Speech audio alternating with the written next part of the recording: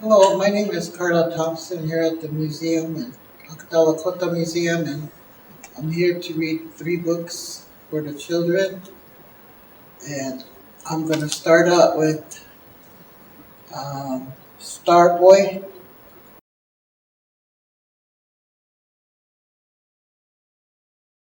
One summer evening, two stars took their blankets outside and fell asleep. They awoke as day was breaking and the morning star was shining.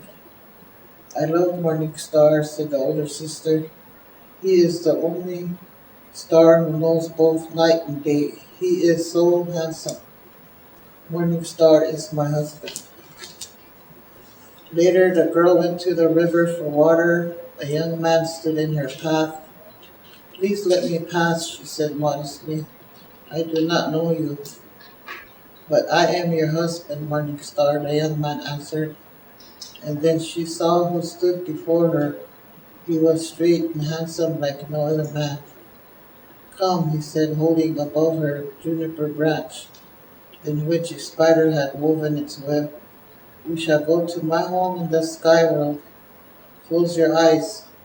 He wrapped his painted robe around them and spoke to the spider. As he did, they were lifted up into the sky. When the girl opened her eyes, the morning star were standing before a tall lodge. The sun was painted on one side and the moon on the other. This is my home, morning star, he told her. My father is the sun and the moon is my mother. His parents welcomed her. Morning Star told them how he had seen her lying among the flowers. We love each other and now we are married, he said. The sun was pleased and the moon gave the girl a dress decorated with shells which glistened like stars. The girl was happy in the sky world. A baby was born to her and they called him Starboy. She had everything she could wish for. She liked to carry her baby over the wide prairies to talk to the animals which live forever in the sky world. One day, the moon gave the girl a stick to dig up roots. Dig up any plants you wish, she said, but do not dig the plants with the pink flowers. If you dig up any of those roots, it will bring great unhappiness to us all. The girl often used to wonder about the moon's warning. She was curious about the plants with the pink flowers. Surely it would not matter to dig up just one root, she decided. She dug around the plant, but then she pulled out the root. It left a hole through the sky world. Looking down, she saw old home far below. Everyone down there looked so happy and busy. She could see her mother and father and her younger sister, and she was sad. She could not be with them. Suddenly she felt very lonely. The moon she had been carrying. The moon saw she had been carrying. Oh, my daughter, you have dug up the root I told you not to dig. The sun was angry and also sad at her disobedience. Now your heart will always be in two places. You will never be happy here nor in the world below. You must go back to your people. Everyone in the sky world was sad. The sun put an eagle plume in her hair. The moon put the digging stick in her hand. She held Starboy in her arms, and Morning Star wrapped his wife and baby in his painted robe. He let them down through the hole with the spider's web. On earth the people saw a bright star falling and ran to where it landed. They were found, the girl and Starboy, also asleep on Morning Star's own robe. The girl was never happy after that. It was not until she died that she was taken back again to the sky world. She became the evening star and lives there with Morning Star forever. Starboy was still young when his mother died. As he grew, people noticed his face became more and more ugly with a mysterious scar. People said the sun had put it there because of his mother's disobedience in the sky world. Everyone feared the awful scar. They called him Scarface. When Starboy grew up, he loved the chief's beautiful daughter, but he did not tell her because he was poor and ugly. Many young men wanted to marry her, but when he saw that she rejected him, he found courage to speak to her. I am poor and have no fine clothes, but you are always in my heart. Will you marry me?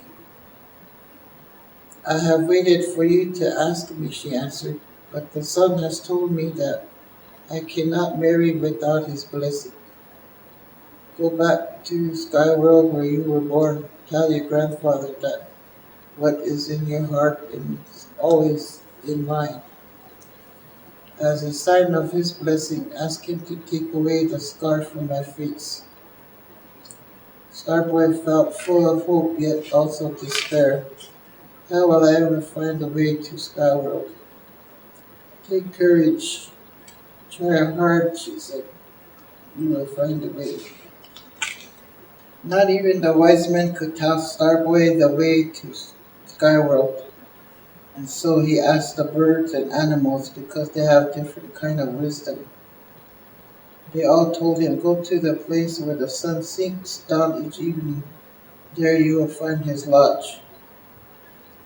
He climbed over to his mountains through the forest, listening to the whispering aspens and pine trees, joyful flocks of cranes flying like floating ribbons high in the sky, encouraged him to go on.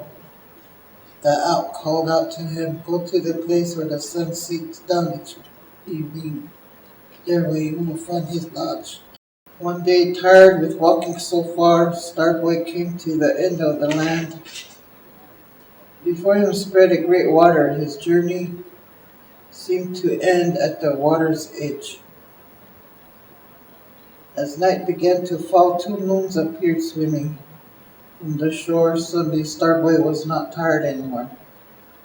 He rose and followed the shining path the moons left behind them. The path led him up into Skyworld. There at last he found the sun's lodge. When the sun appeared, Starboy spoke to him. Grandfather, I have traveled far to speak to you.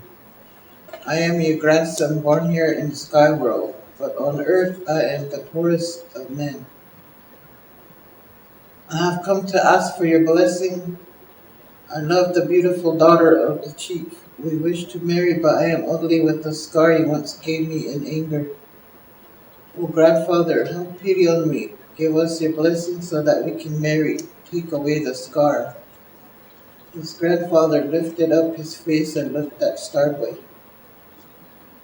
I give you the one you love, he said. I know she has been wise. A pure woman shall live a long time, and so shall her family. Tell your people, he said, if they build a lodge in my honor each summer, I will restore their sick people to health.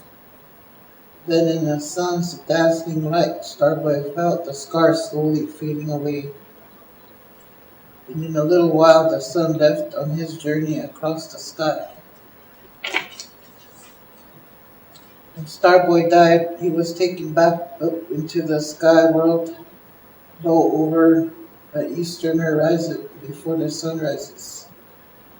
Starboy can sometimes be seen traveling together with his father, Morning Star.